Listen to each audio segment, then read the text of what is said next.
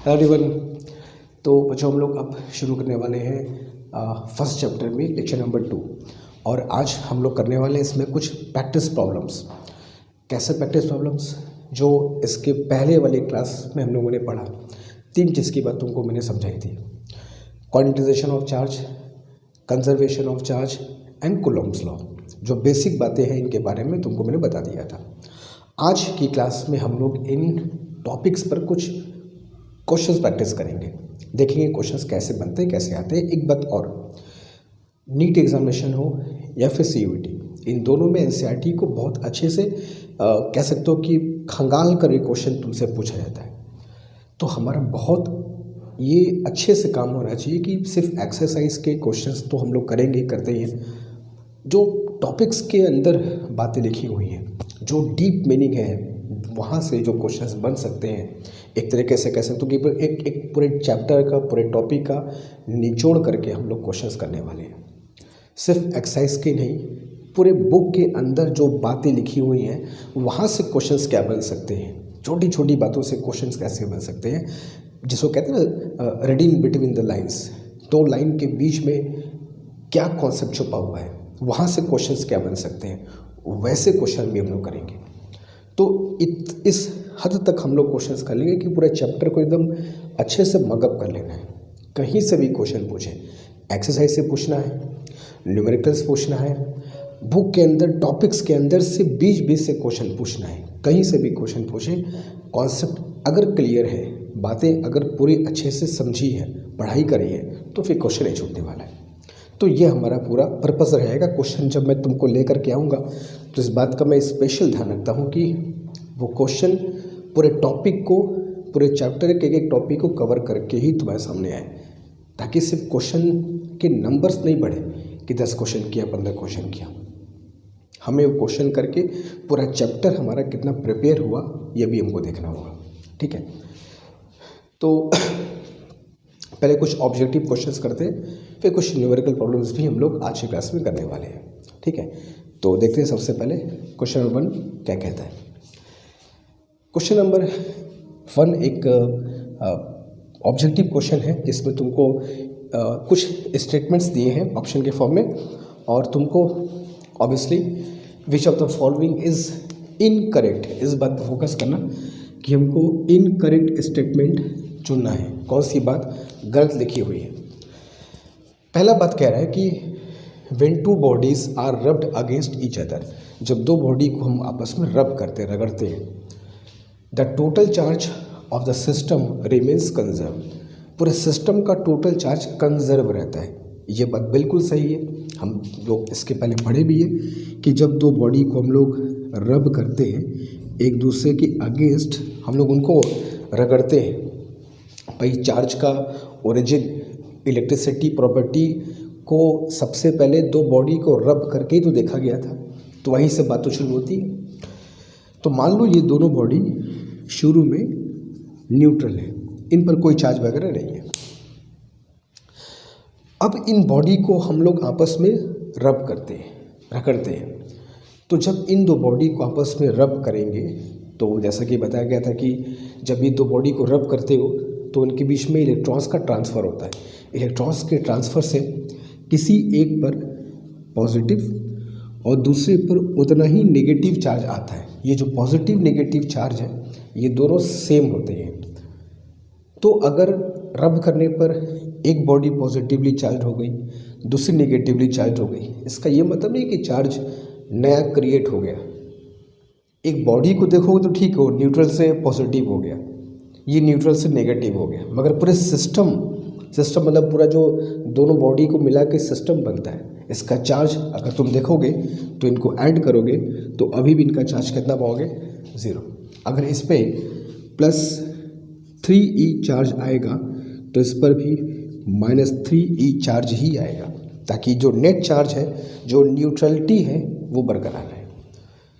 तो बॉडीज तो चार्ज हो जाती है रब करने पर, एक नेगेटिव एक पॉजिटिव, इसमें कोई शंका नहीं है, मगर जो नेट चार्ज होगा अगर वो शुरू में न्यूट्रल है तो बाद में भी नेट चार्ज हमेशा ज़रूर रहेगा। ये एकदम ट्रू फैक्ट है, इसमें कोई डाउट नहीं है, कोई सेकंड थॉट ही नहीं है। ठीक है, बहुत सिंपल सा स्टेटमेंट था। तो when two bodies are rubbed against each other the total charge of the system remains conserved. ये बिल्कुल भी सत्य वचन है। सेकंड ऑप्शन कह रहा है कि at macroscopic level the grainy nature of charge is lost. अब ये स्टेटमेंट बहुत बच्चे इस स्टेटमेंट का मतलब ही समझ नहीं पाएंगे। अब ये जो क्वांटाइजेशन प्रिंसिपल सिर्फ जानता नहीं होगा, जो अच्छे से पढ़ा होगा, उसकी पूरी बारीकियों को समझा होगा, वो इस बात को फट से समझा कि कहना क्या जा रहा है। इसीलिए मैंने कहा है कि जो टॉपिक्स हैं उनके अंदर तक घुस करके क्वेश्चन को लेकर के आएंगे। कहाँ से क्वेश्चन पूछोगे? पूछो जहाँ से पूछना है। At macroscopic level the grain nature of charges. अब इसका मतलब क्या है? देखो, जैसे मान लो हमने दो बॉडी को, इसी एग्जांपल को लेते हैं कि दो बॉडी को हमने क्या किया, रब किया। तो हम लोग क्वांटाइजेशन प्रिंसिपल में पढ़े थे कि जब किसी बॉडी को दूसरी बॉडी के साथ रब करोगे तो इन पर जो चार्ज होगा वो कुछ खास किस्म के वैल्यू में ही पॉसिबिलिटी उसकी होती है, कुछ इस तरीके से। एंड सो ऑन, है ना। एक क्वांटाइजेशन प्रिंसिपल है कि किसी बॉडी पर जो चार्ज आएगा वो एक खास चार्ज के हमेशा मल्टीपल में होगा। वही खास चार्ज तुम्हारा इलेक्ट्रॉनिक चार्ज होता है। तो +E +2E and so on, कभी इनके फ्रैक्शन में नहीं होगा। वो सिंपल सा क्वांटाइजेशन प्रिंसिपल हम सब जानते हैं। तो ये इलेक्ट्रॉन का ट्रांसफ़र होगा और अकॉर्डिंगली चार्ज तुम्हारे आएंगे। लेकिन ये चार्ज जब बॉडी पर चार्ज का अगर ट्रांसफ़र होगा, जैसे फॉर एग्जांपल A से B में इलेक्ट्रॉन का ट्रांसफ़र हो रहा है, तभी A पर क्या आएगा, पॉजिटिव, B पर क्या आएगा, नेगेटिव। ठीक है।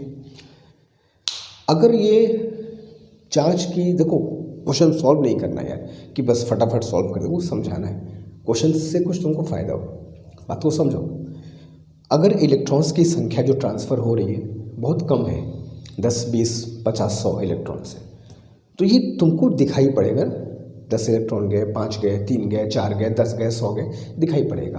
पार्टिकल नेचर एक तरीके से चार्ज का वो तुमको दिखेगा कि एक चार्ज गया, दूसरा चार्ज गया, ऐसा तुम समझ जाओगे कि भाई ट्रांसफ़र हो रहा है। मैक्रोस्कोपिक यहाँ पे एक वर्ड लिखा हुआ है, मैक्रोस्कोपिक लेवल। मैक्रोस्कोपिक का मतलब क्या होता है कि जब चार्ज बहुत ज़्यादा अमाउंट में अपीयर होने वाला। जैसे फॉर एग्जांपल अगर मैं तुमको कहूँ कि इन दोनों बॉडी पर 1 कूलम चार्ज आया, एक पर +1 कूलम और एक पर मान लो -1 कूलम चार्ज आया, तो अब ये 1 कूलम चार्ज मालूम है कितने इलेक्ट्रॉन के ट्रांसफ़र से आ सकता है? अप्रॉक्सीमेटली 6 × 10⁻18 इलेक्ट्रॉन्स का अगर ट्रांसफ़र होगा तो 1 कूलम चार्ज अपीयर होता है। ठीक है। अब ये संख्या इतनी ज़्यादा है कि जब इतने इलेक्ट्रॉन का ट्रांसफ़र होगा ना, तो ये तुमको दिखाई नहीं पड़ेंगे। एक एक पार्टिकल तुमको दिखाई नहीं, बस वो लगे कि एक कॉन्टीन्यूअस फ्लो हो रहा है। जो पार्टिकल नेचर था, 1 इलेक्ट्रॉन, 2 इलेक्ट्रॉन, वो तुमको नज़र नहीं आएगा। एक कॉन्टीन्यूअस फ्लो टाइप का दिखाई पड़ेगा, फ्लो। तो यहाँ जो लिखा ना ग्रेनी नेचर, मतलब पार्टिकल नेचर, ग्रेन्स, पार्टिकल्स, वो लॉस्ट हो जाएगा। तुमको लगेगा क्या कि पूरा एक फ्लो ऑफ चार्ज है, एक एक पार्टिकल तुमको दिखाई नहीं पड़ेंगे। जैसे एग्जांपल के तौर पे एक पाइप से पानी का फ्लो हो रहा है, कॉन्टीन्यूअस पानी का फ्लो हो रहा है, ठीक है। लेकिन पानी तो H2O मॉलिक्यूल्स होता है, तो क्या H2O मॉलिक्यूल्स एक एक मॉलिक्यूल दिखाई पड़ते हैं क्या? लेकिन फ्लो तो मॉलिक्यूल्स का ही हो रहा है, दिखाई क्यों नहीं पड़ रहा है? क्योंकि इतने ज़्यादा मॉलिक्यूल्स हैं कि पूरा कॉन्टीन्यूअस फ्लो दिखाई दे रहा है। एक एक पानी के मॉलिक्यूल तुमको दिखाई नहीं पड़ रहे हैं कि एक एक मॉलिक्यूल के फॉर्म में फ्लो हो रहा है। जस्ट इमेजिन, एक पानी से एक पाइप से पानी का फ्लो हो रहा है, तो क्या तुमको H2O मॉलिक्यूल्स फ्लो कर दिखाई पड़ते हैं? नहीं, क्योंकि इनकी संख्या इतनी ज़्यादा है कि कॉन्टीन्यूअस फ्लो दिखाई पड़ता है। तो जो पार्टिकल्स हैं H2O मॉलिक्यूल्स, वो तुमको दिखाई नहीं पड़ेंगे और तुमको लगेगा क्या कि एक कॉन्टीन्यूअस फ्लो है, मगर है तो वो भी पार्टिकल्स, वहाँ भी है तो मॉलिक्यूल्स, तो वो हमको दिखाई नहीं पड़ेगा। तो जो ग्रीन नेचर है वो लॉस हो जाएगा। तो यही यहाँ पर भी कह रहा है कि मैक्रोस्कोपिक लेवल, जब चार्ज बहुत, ठीक है, अगर कम चार्ज होगा, 10 कूलम बोल रहा हूँ, 10, 15, 20 इलेक्ट्रॉन का ट्रांसफ़र अगर है, 100, 200 का ट्रांसफ़र है, ठीक है, दिख जाएगा, पार्टिकल है, एक जा रहा है तो सब दिखाई दे जाएगा। वहाँ तुमको ग्रीन की तरह दिखाई पड़ेंगे चार्ज, इलेक्ट्रॉन्स का ट्रांसफ़र। लेकिन जब इतने इलेक्ट्रॉन्स का ट्रांसफ़र होगा तब कहाँ से देख पाओगे। तो वही कह रहा है कि at macroscopic level the green nature of charge is lost. ये बिल्कुल सही बात है। ये क्वांटाइजेशन प्रिंसिपल का एक बहुत इम्पॉर्टेंट हिस्सा है जो हमको समझना चाहिए कि ये कहना क्या चाहता है। हाँ, क्वांटाइजेशन का इससे कोई मतलब नहीं है कि क्वांटाइजेशन लॉस्ट हो जाएगा सर, ऐसा नहीं है। चार्ज अभी भी क्वांटाइज्ड है, लेकिन इतने बड़े लेवल पर हमें वो नज़र नहीं आएगा। बस इतना कहने की बात है। The charge carrying particles may be created और डिस्ट्रॉयड। थर्ड ऑप्शन कह रहा है जो चार्ज कैरिंग पार्टिकल्स हैं, इलेक्ट्रॉन्स, प्रोटॉन्स, इन्हीं दो पार्टिकल की फिलहाल बात करते हैं, क्या इनको चार्ज को क्रिएट नहीं कर रहा है, चार्ज कैरिंग पार्टिकल्स की बात कह रहा है। ऑफ कोर्स हम लोग कंजर्वेशन प्रिंसिपल पढ़े कि नेट चार्ज को हम लोग क्रिएट नहीं कर सकते, नेट चार्ज को डिस्ट्रॉय नहीं कर सकते। तो यहाँ नेट चार्ज की बात नहीं हो रही है। ये जो चार्ज कैरिंग पार्टिकल्स हैं वो किसी प्रोसेस में डिस्ट्रॉय या क्रिएट हो सकते हैं। जैसे एग्जांपल के तौर पे एक बहुत कॉमन एग्जांपल है जहाँ न्यूट्रॉन जिस पर नेट चार्ज 0 है वो इलेक्ट्रॉन और प्रोटॉन प्रोड्यूस करता है। तो चार्ज कैरिंग पार्टिकल क्रिएट तो हो गए, लेकिन जो नेट चार्ज है वो यहाँ भी 0 था, यहाँ पर भी 0 है। तो बातों में समझना, नेट चार्ज तुम क्रिएट या डिस्ट्रॉय नहीं कर सकते, कंजर्वेशन प्रिंसिपल कहता है। लेकिन चार्ज कैरिंग पार्टिकल्स तुम क्रिएट डिस्ट्रॉय हो सकते हैं, नेचर तो कर ही सकता है एटलीस्ट। लेकिन नेचर भी जब करेगा तो कंजर्वेशन प्रिंसिपल होल्ड करेगी। जब भी पार्टिकल्स क्रिएट होंगे, डिस्ट्रॉय होंगे, कंजर्वेशन का फॉर्मूला यहाँ पे काम करेगा। ठीक है, तो charge carrying particles yes may be create और डिस्ट्रॉयड, नेचर में ऐसा हो सकते हैं। तो थर्ड ऑप्शन भी बिल्कुल सही है।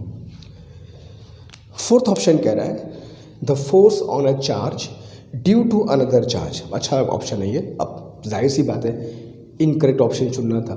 3 स्टेटमेंट सही हो चुके हैं, चौथा गलती होगा, लेकिन सिर्फ आंसर से बात नहीं करनी है, हमको उसके पीछे की बातों को भी समझना है। ठीक है, तो इसको मैं मिटा करके तुमको इस स्टेटमेंट के बारे में कुछ और बातें बताता हूँ।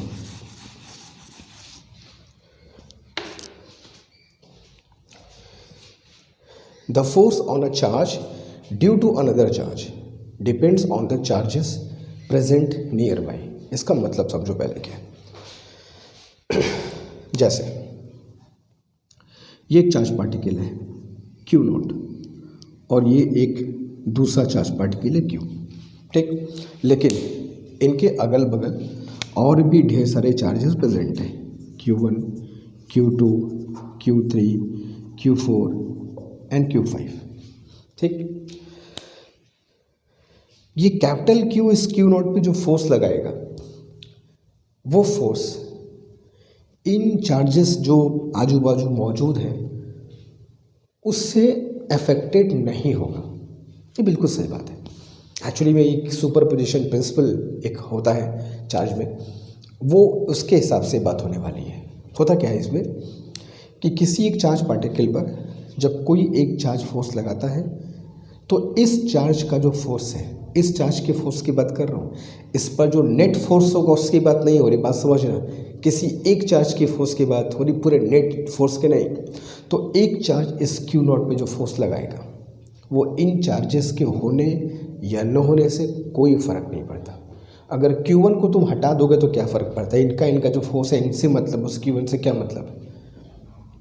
तो एक चार्ज का फोर्स बोल रहा है, नेट फोर्स नहीं भाई। अब नेट फोर्स पूछेगा तो इस पर नेट फोर्स तो सभी का होगा।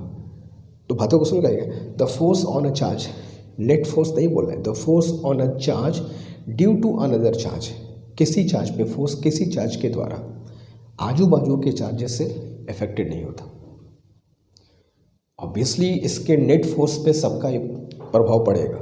किसी को हटा दोगे, किसी को ला दोगे तो इस पर नेट फोर्स इफेक्ट हो जाएगा, लेकिन उसमें किसी एक पार्टिकल का जो फोर्स है उससे फ़र्क नहीं पड़ेगा। The net force will B affected, लेकिन जो एक पार्टिकल का फोर्स है that will remain unaffected because of the near by charges.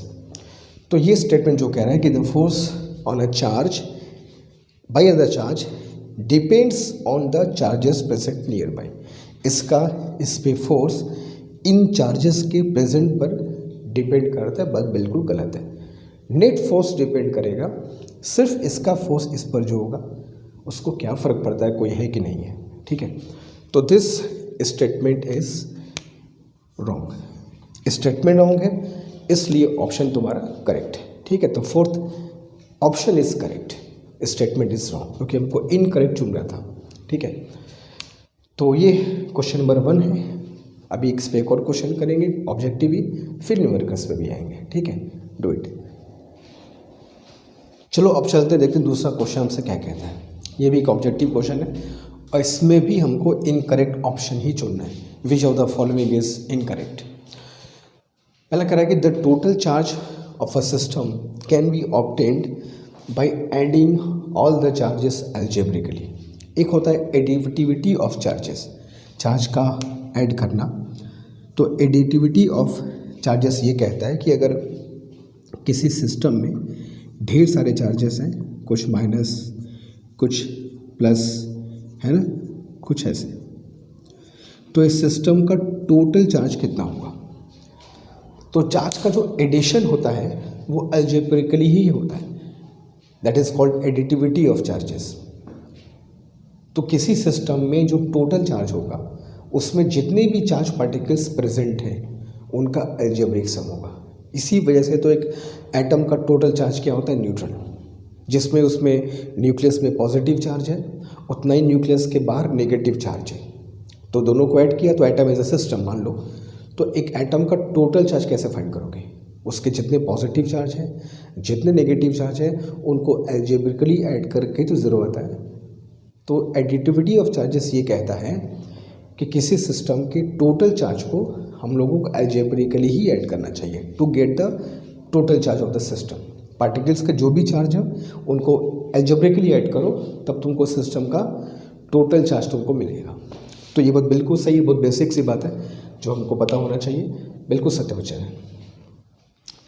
Gold leaf electroscope एक तरीका है, डिवाइस है, जिसके द्वारा हम लोग किसी बॉडी पे चार्ज पता करते हैं कि चार्ज कितना उस पर अपीयर है। तो ये बिल्कुल सही बात है, ये फैक्ट है कि गोल्ड लीफ इलेक्ट्रोस्कोप कई मौका मिलेगा बात करेंगे इसकी हम लोग कैसे फंक्शन करता है, हम तो घर पे भी यूज़ कर सकते हैं, इतना आसान तरीका है ये, ठीक है। तो gold leaf electroscope is used to detect the charge on a body. ये बिल्कुल सही बात है, चार्ज को डिटेक्ट करने में करते हैं कि बॉडी पर चार्ज है कि नहीं है, ठीक है। It is possible to charge a metal body without touching it. दो प्रकार का चार्जिंग का तरीका होता है, एक तो किसी को टच कर दो, एक चार्ज बॉडी को लाओ और किसी अनचार्ज बॉडी को टच कर दो, तो चार्ज का ट्रांसफर हो जाएगा और वो चार्ज हो जाएगा। लेकिन करें यहाँ विदाउट टचिंग, क्या किसी मेटल स्फीयर को बिना टच किए चार्ज कर सकते हो? कर सकते हैं। चार्जिंग बाई इंडक्शन इसका नाम होता है। कैसे होता है देखो, जैसे फॉर एग्जांपल ये कोई मेटेलिक स्फीयर है जो फिलहाल अभी न्यूट्रल है, हम इसके पास एक पॉजिटिवली चार्ज रॉड लेकर के आते हैं जिस पर पॉजिटिव चार्ज है, कुछ इस तरीके से, ठीक है। जब ये पॉजिटिव चार्ज इससे टच नहीं कराना है, बस नज़दीक लेकर के आना है, तो उससे क्या होगा पता है, इस मेटल के अंदर जो नेगेटिव चार्ज है वो अट्रैक्ट होकर इसकी तरफ आ जाएंगे और जो पॉजिटिव चार्ज है वो रेपेल होकर के दूर चल जाएंगे, ठीक। बात समझ में आ रही? अब तुम्हें करना क्या है, इस मेटेलिक स्फीयर को एक अर्थिंग से कनेक्ट कर दो, ठीक। अभी इस रॉड को हटाना नहीं है, इसके रहते हुए ये काम करना है। इसको हटाओ दोगे फिर सब मिल जाएगा। इस रॉड के रहते हुए ही ये काम करना है कि अर्थिंग से कनेक्ट कर दो। जैसे ही अर्थिंग से कनेक्ट करोगे ये सारे के सारे इलेक्ट्रॉन ग्राउंड में चल जाएंगे, अर्थिंग के थ्रू ग्राउंड में चल गए, सिर्फ पॉजिटिव चार्ज तुम्हारा बच जाएगा। अब इस रॉड को यहाँ से हटा लो। जैसे ही रॉड को हटाओगे ये पॉजिटिव चार्ज क्या होगा, पूरे मेटल पर ऐसे फैल जाएगा, कुछ इस तरीके से, लाइक दैट। और हम कहेंगे हमारा जो मेटल है वो क्या हो चुका है, चार्ज हो चुका है। अब यहाँ से इसको डिस्कनेक्ट कर दो and the sphere will be your charged, ठीक है। तो इस तरीके से हम लोग किसी भी एक मेटल स्फीयर को चार्ज कर सकते हैं बिना टच किए। उस मेटल को बिना टच किए इसको हम आराम से चार्ज कर सकते हैं, ठीक है। तो इसको चार्जिंग बाई इंडक्शन के नाम से पुकारते हैं। This method is called charging by induction, ठीक। तो चार्जिंग बाई इंडक्शन ही तरीका होता है जिसके द्वारा हम बिना टच किए बॉडी को चार्ज कर सकते हैं। ये बिल्कुल सही बात है। Electric force acts between only point charge, ये बिल्कुल ही गलत बात है। अगर पॉइंट चार्ज नहीं भी है, किसी भी प्रकार का चार्ज है, तो इलेक्ट्रिक फोर्स तो काम करेगा। जो कूलॉम्स लॉ है वो सिर्फ पॉइंट चार्ज के लिए है। ये जो फॉर्मूला पढ़ते हो कन्फ्यूज मत होना। F इज इक्वल टू के Q1 Q2 बाई आई, इसका जो फॉर्मूला हम लोग पढ़ते हैं ये पॉइंट चार्ज के लिए। बट इसका ये मतलब नहीं होता कि इलेक्ट्रिक फोर्स केवल पॉइंट चार्ज पे ही काम करेगा। इलेक्ट्रिक फोर्स सभी प्रकार के चार्ज पे काम करेगा। अब हर फोर्स को इस फॉर्मूले से एक्सप्रेस नहीं कर सकते, चलो मानते हैं, क्योंकि ये स्पेसिफिकली केवल पॉइंट चार्ज के लिए है। लेकिन अगर चार्ज पॉइंट्स में नहीं है तो फोर्स तो काम करेगा ही, भले उसके लिए फॉर्मूला कुछ और मेरे पास हो, but force will be there, ठीक है। तो electric force acts between point charge only is wrong statement, ऐसा नहीं है, सब पर काम करता है।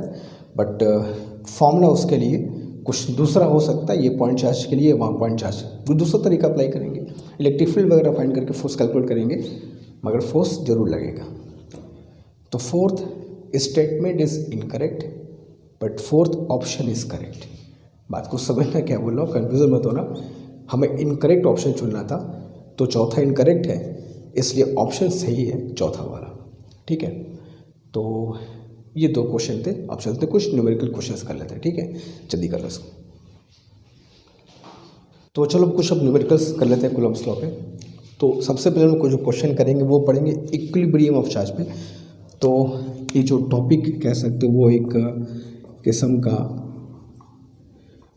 इक्विलिब्रियम ऑफ अ चार्ज कह सकते हो कि हम लोग जो अभी क्वेश्चंस करने वाले हैं वो किसी चार्ज के इक्विलिब्रियम पर बेस्ड है। इससे बहुत सारे क्वेश्चंस देखो बन सकते हैं। बेसिक से स्टार्ट करते हैं, फिर जहाँ तक क्वेश्चन बन सकते हैं सबकी बात हम लोग करेंगे। देखिए पहले बेसिक से स्टार्ट करते हैं। इक्विलिब्रियम ऑफ अ चार्ज क्या है, equilibrium of system of charge क्या है, दोनों की बात करेंगे। पर इक्विलिब्रियम ऑफ अ चार्ज की बात करते हैं। कह रहे हैं कि 2 पॉइंट चार्ज है +E एंड +9E, ठीक है। E जहाँ पर P है तो E का नॉर्मली मतलब वही समझना, द इलेक्ट्रॉनिक चार्ज। अगर ज़रूरत पड़ेगी तो इसको हम लोग यूज़ कर सकते हैं, ठीक है। तो 2 पॉइंट चार्ज है +E और +9E, और एक दूसरे से 10 सेंटीमीटर के डिस्टेंस पर इन दोनों चार्ज को हमने रखा हुआ है, ठीक है।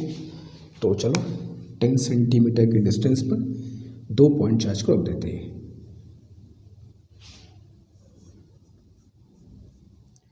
+E +9E, ठीक, प्लेस्ड एट 10 सेंटीमीटर डिस्टेंस, ठीक, रख दिया। क्वेश्चन कह रहा है कि where should a third point charge, अब इन दो के अलावा एक तीसरा पॉइंट चार्ज और है। उस थर्ड पॉइंट चार्ज के बारे में कुछ कहा नहीं है, मगर एक तीसरा पॉइंट चार्ज और है।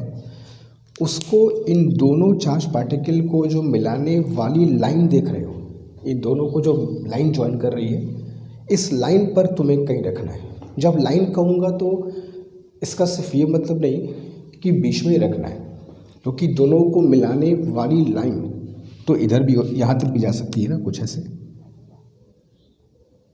कुछ ऐसे, ठीक है, ठीक है। तो अगर ये कभी भी ये कहा जाए कि दोनों चार्ज पार्टिकल को मिलाने वाली लाइन, तो वो ये पूरा लाइन हो गया, ठीक है। सिर्फ उनके बीच की बात नहीं है, उनके लेफ्ट और राइट भी हम लोग रख सकते हैं।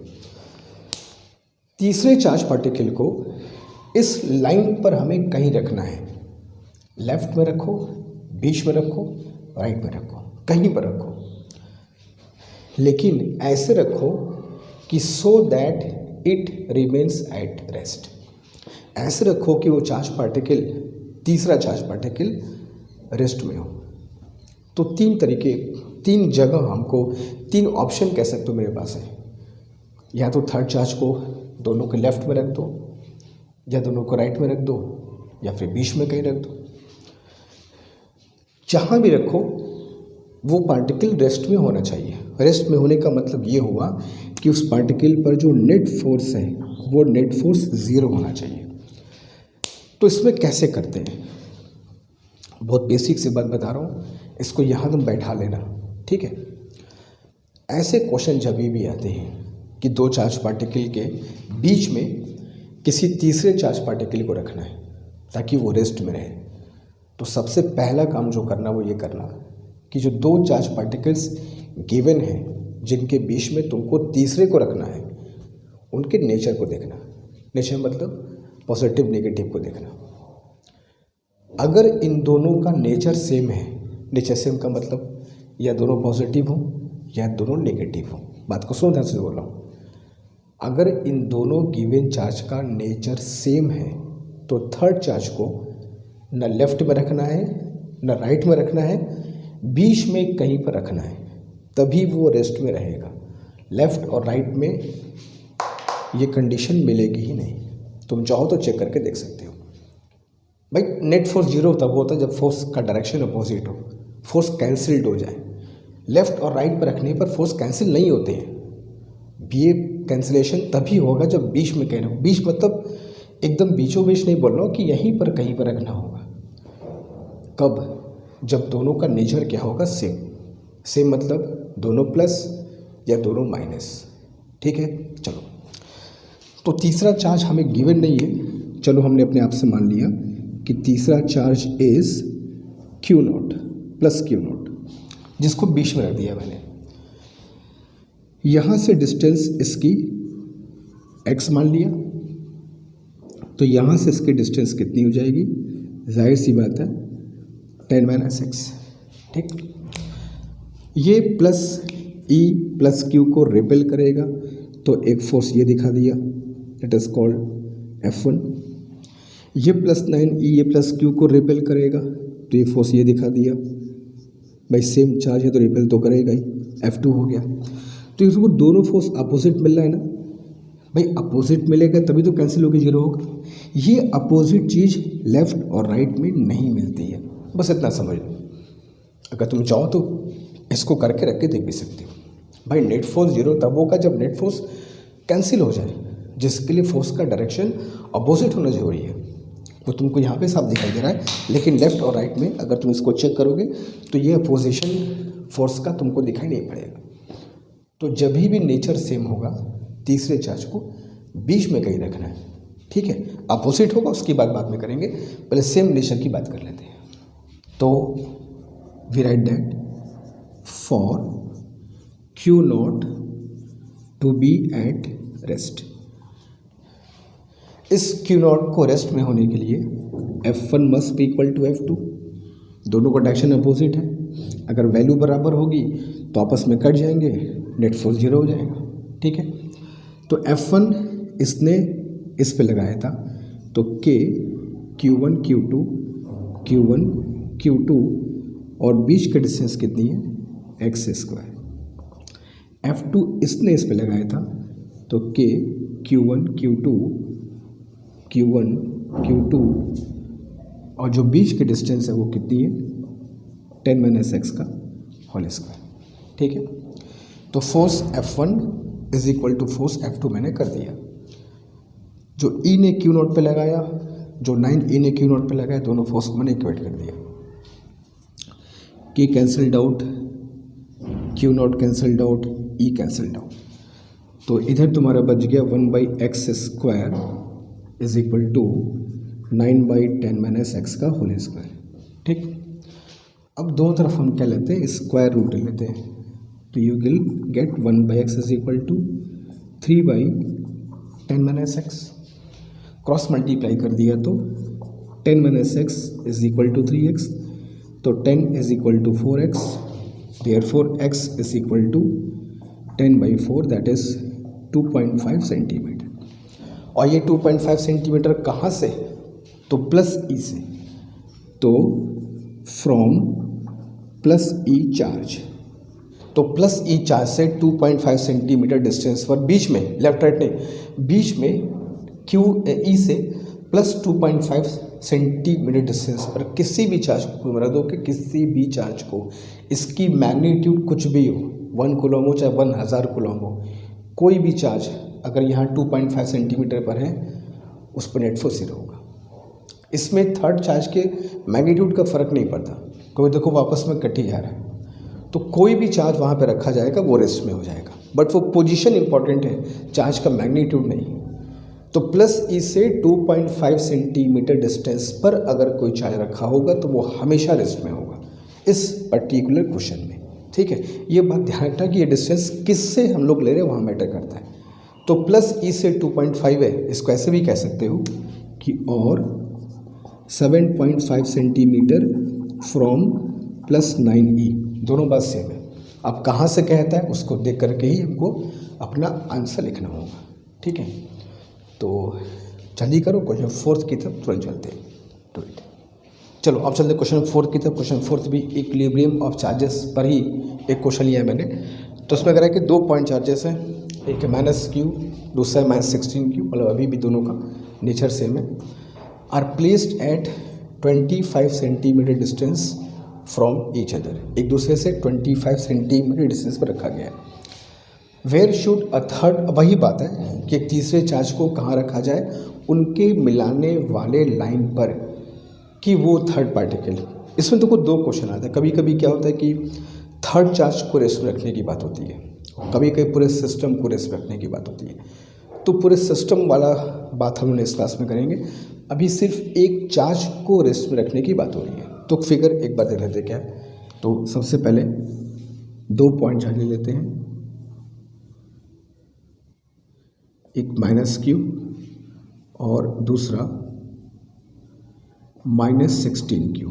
ठीक है, और उनको 25 सेंटीमीटर डिस्टेंस पर रख दिया है।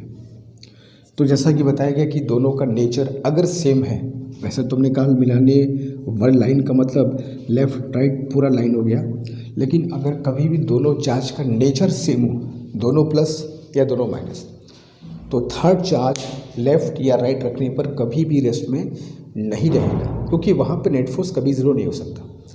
तो ऐसे कंडीशन में थर्ड चार्ज को हमको बीच में ही कहीं पर रखना है, कहीं पर भी, नॉट नेसेसरी कि बीचों बीच रहे, मगर बीच में ही होगा, लेफ़्ट राइट में नहीं होगा।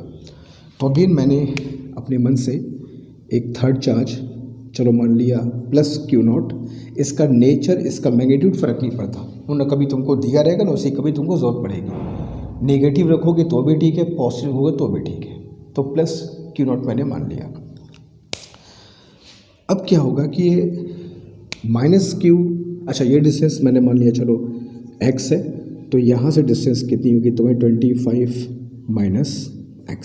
ठीक, अब ये -q इस +q को अट्रैक्ट करेगा, तो एक फोर्स इस पर F1 दिखा दिया, ये माइनस इस प्लस को भी अट्रैक्ट करेगा, तो एक फोर्स F2 मैंने इधर दिखा दिया। ठीक, एकदम वैसे ही है, -q +q0 को अट्रैक्ट किया F1 फोर्स से, -16q +q को अट्रैक्ट करेगा F2 फोर्स से।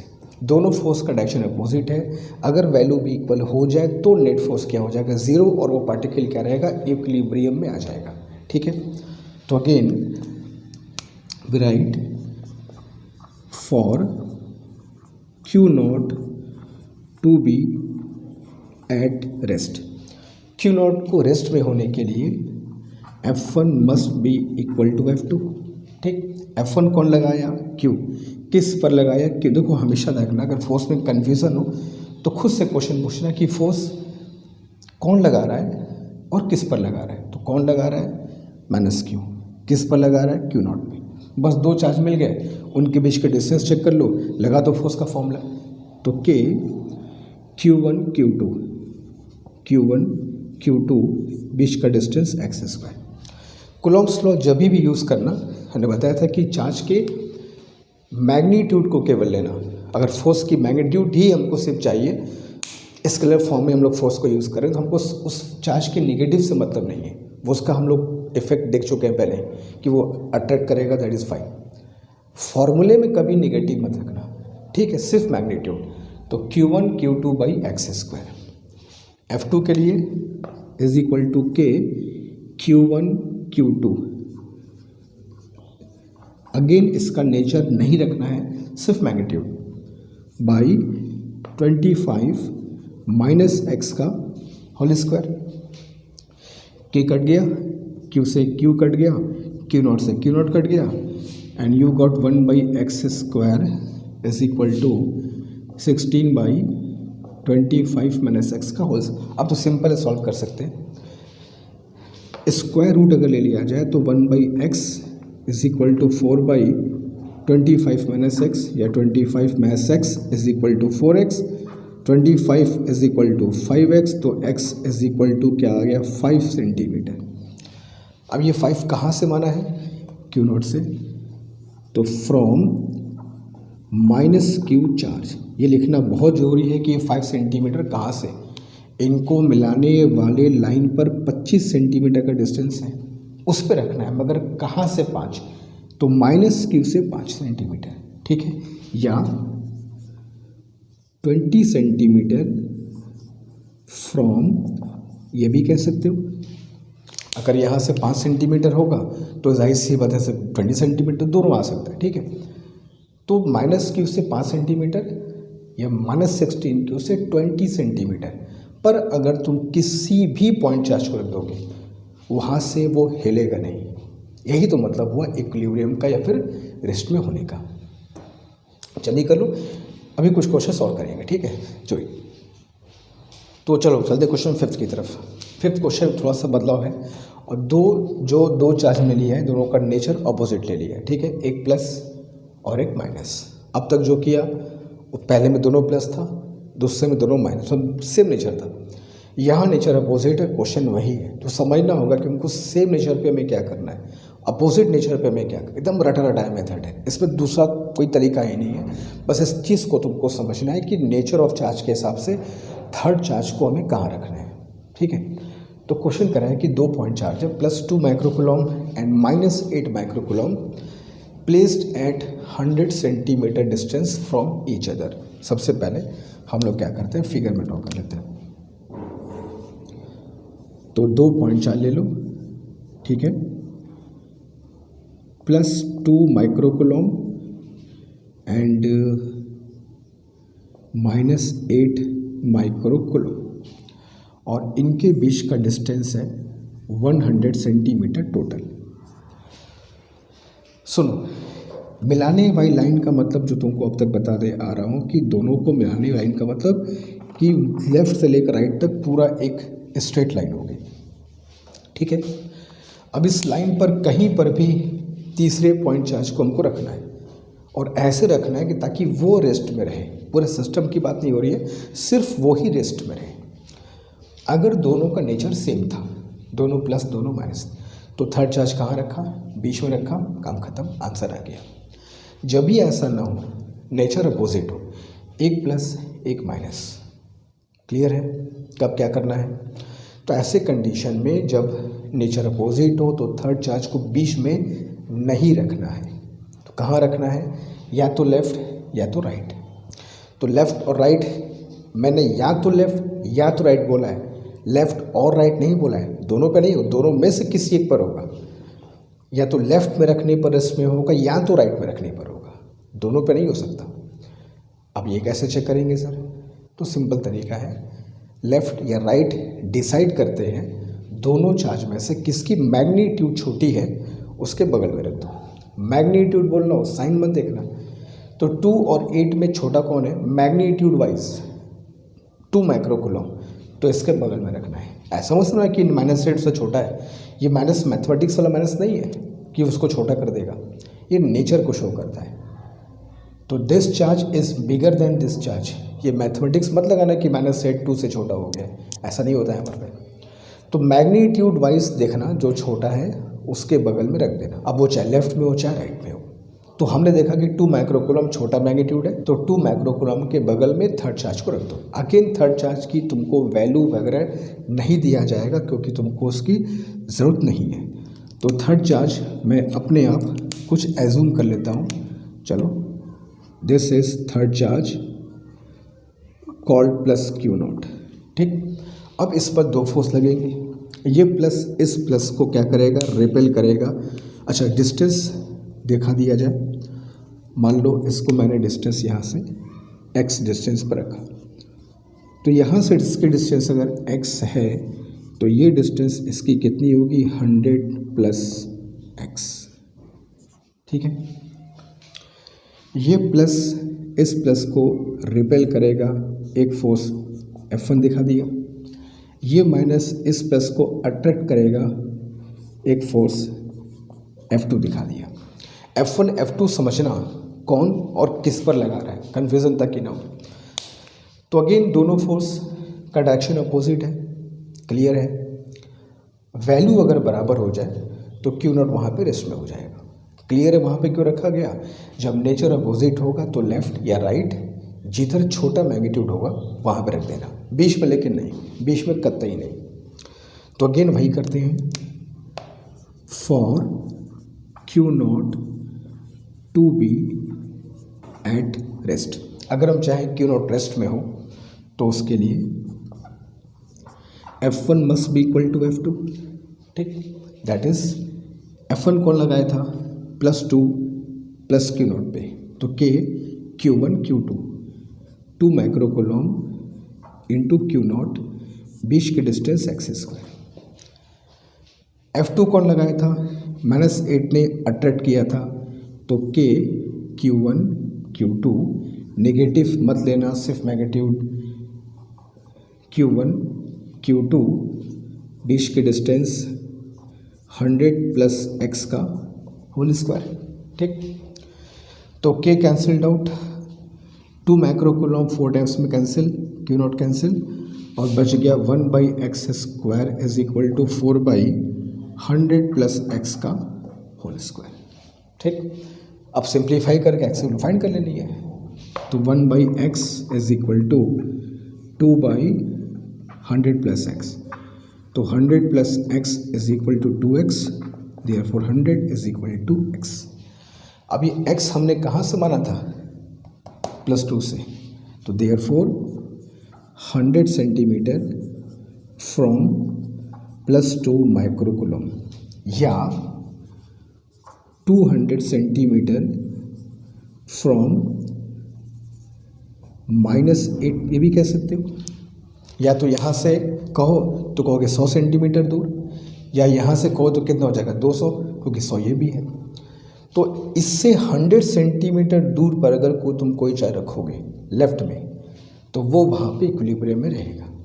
ठीक है, या ये ऐसा कोई यहाँ से 200 सेंटीमीटर पर रखोगे तो वहाँ पे रेस्ट में रहेगा। क्लियर है कैसे क्या करना है? एक क्वेश्चन अभी और करेंगे, जल्दी कर लो, क्वेश्चन नंबर 6 की तरफ तुरंत चलते हैं, टू इट। चलो इस पे एक और क्वेश्चन करते हैं, क्वेश्चन नंबर 6 की तरफ चलते हैं। 2 point charges -27 microcoulomb and +12 microcoulomb are placed 20 centimetre distance from each other. ठीक है, तो ठीक है, पहले जो का है वो कर लेते हैं। 2 पॉइंट चार्जेस ले लेते हैं, एक -27 माइक्रोकूलम और दूसरा ले लिया मैंने +8 माइक्रोकूलम।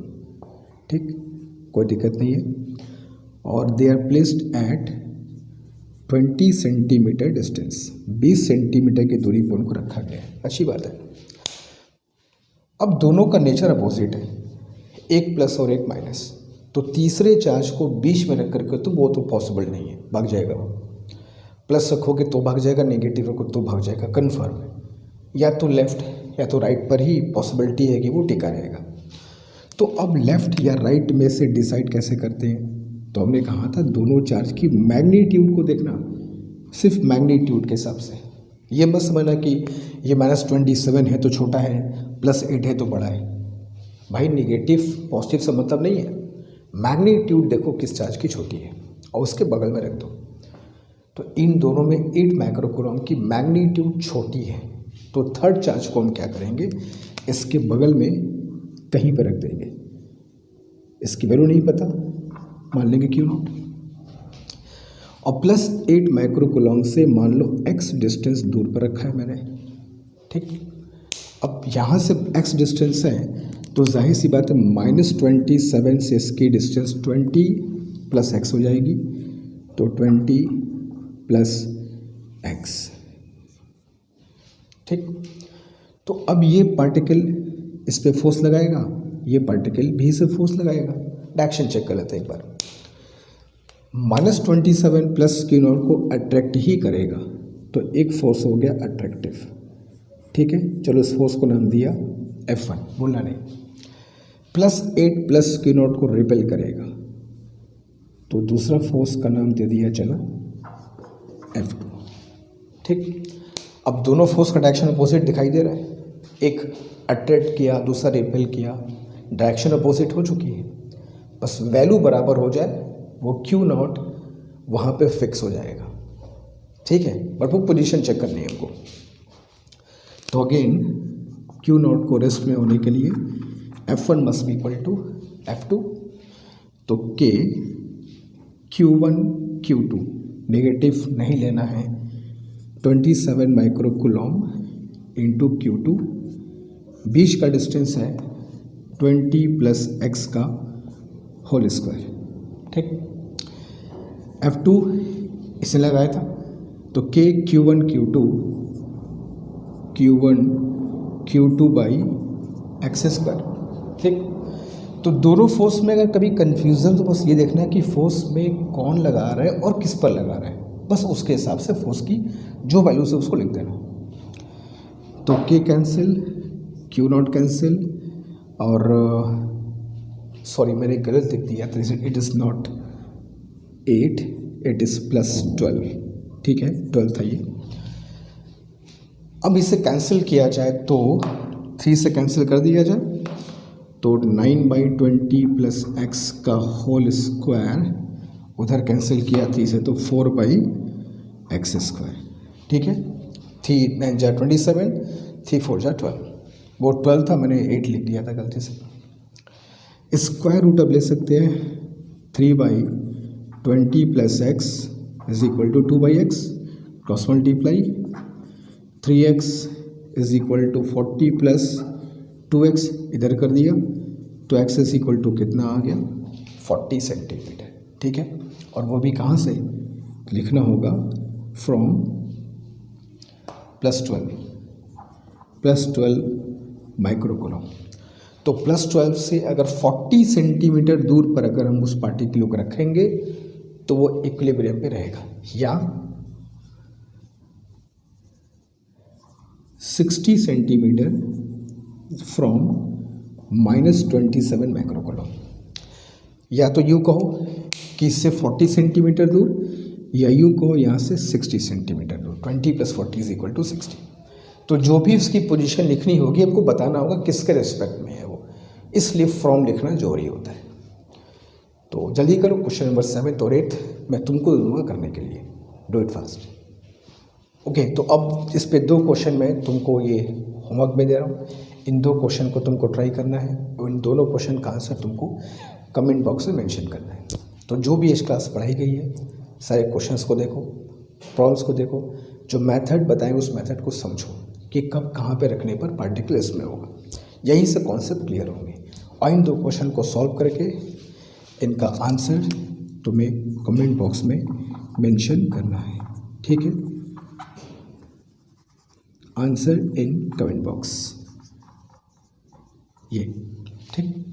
इन दोनों क्वेश्चन को सॉल्व करो उसी मेथड पे और मेंशन करो, मैं देखूंगा किसका आंसर क्या आता है। ठीक है, और फिर नेक्स्ट क्लास से मिलेंगे हम लोग। तो फिर ये तो equilibrium of a single charge था, अभी equilibrium of system of charge की बात होती है कि सिर्फ एक चार्ज नहीं, 2 3 4 जितने भी सिस्टम होंगे, पूरे सिस्टम ऑफ चार्ज तुम्हारा रेस्ट में होगा। तो उस क्वेश्चन को कैसे करेंगे नेक्स्ट क्लास में बात करेंगे। ठीक है, और अगर इसमें कोई डाउट हो, कोई कन्फ्यूजन हो तो उसका ज़रूर बताओगे, तो लोग उसको नेक्स्ट क्लास में ही एड्रेस करेंगे और डाउट्स को क्लियर भी करेंगे। ठीक है, आज के इतना ही, थैंक यू सो मच।